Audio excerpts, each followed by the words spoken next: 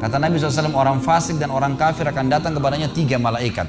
2 malaikat azab di kiri kanannya, 1 malaikat maut di bunuh-bunuh kepalanya yang berkata, hai jiwa yang busuk, keluar kepada kemurkaan Tuhanmu. Maka ruhnya berantakan di tubuhnya, tidak berani keluar. Lalu malaikat maut menariknya dengan keras, ibaratnya seperti bulu domba yang dibasahkan, dililitkan di pohon berduri, lalu ditarik dengan keras sehingga berantakan bulu domba itu.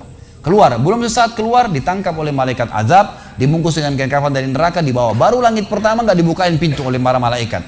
Lalu malaikat langit berkata, siapa ruh ini? Sungguh buruk ruh ini. Kenapa? Kata Nabi SAW, karena ruh itu mengeluarkan bau yang lebih busuk daripada bau bangkai. Wa na'udzubillah. Lalu malaikat azab membawa mengatakan, ini ruhnya Fulan bin Fulan, ya, orang yang disebutkan nama paling buruk di dunia. Lalu terdengar suara dari langit, Allah berkata, catatkan hambaku ini termasuk penghuni neraka. Di sana kembalikan dia di dunia, di sana saya ciptakan, di sana pula saya akan bangkitkan. Di antara ruhnya bersamaan pengantarnya mengantar jenazahnya. Begitu masuk dan 3 langkah, ya, orang-orang mengantarnya lewat, malaikat datang mendudukkan dia, mengatakan siapa Tuhanmu, siapa nabimu, apa kitabmu. Walaupun muslim, rekam baik-baik ini, ya, lahir dalam keadaan Islam, sesekali sholat, fasik, masih banyak maksiat, tidak tobat sebelum meninggal, sama. Jawabannya kata Nabi SAW dengan orang kafir, innama aqulu kama kana yaqulun nas. Saya nggak tahu, saya cuma ikut-ikut dulu orang bilang apa, nggak bisa jawab.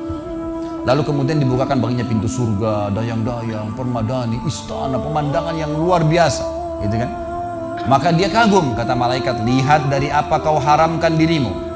Dulu kau bisa masuk sini, tapi kau tidak mau, ditutup. Dibuka pintu neraka, azab, siksaan, orang dipotong, teriak-teriak kesakitan. Lalu dia ketakutan, kata malaikat, ini tempat kau selamanya, kau tidak akan bisa lari. Maka dia berdoa mengatakan, ya Allah, jangan kau cepatkan waktu karena aku tidak ingin masuk ke dalam nerakaku. Lalu datang di sebelahnya orang yang buruk tampangnya, bau badannya nggak enak. Lalu saking buruknya, kata jenazah ini, kata ruh ini, siapa kamu ini? Pergi dari saya, sungguh buruk ciptaan Allah pada dirimu. Maka dia mengatakan, tidak, saya amal burukmu yang akan menemani kau sampai hari kiamat. Lalu dalam penutupan hadis Bukhari ada 2 riwayat. Yang pertama, Allah Azza wa Jal, ya, mengirim kepadanya malaikat yang tidak punya penglihatan dan pendengaran. Allahu alam bagaimana nih? Yang membawa sebuah besi, yang kalau besi itu seluruh jin dan manusia bersatu mau membalik saja mereka tidak mampu. Bayangkan seluruh jin miliaran, seluruh manusia miliaran, balik saja mereka tidak mampu. Ini saking kuatnya malaikat tersebut. Maka menghantamkan ke tubuh orang ini, hancur, diutuhkan kembali lagi. Begitu terus sampai hari kiamat. Riwayat yang kedua mengatakan, Allah Azza wa Jal membuat dinding kuburannya merengut tubuhnya, menjepit tubuhnya sampai seperti ini tulang rusuknya. Kembali lagi. Kata ulama hadis digabungkan keduanya. Dipukul sambil diremukkan, dikembalikan lagi. Begitu terus sampai hari kiamat.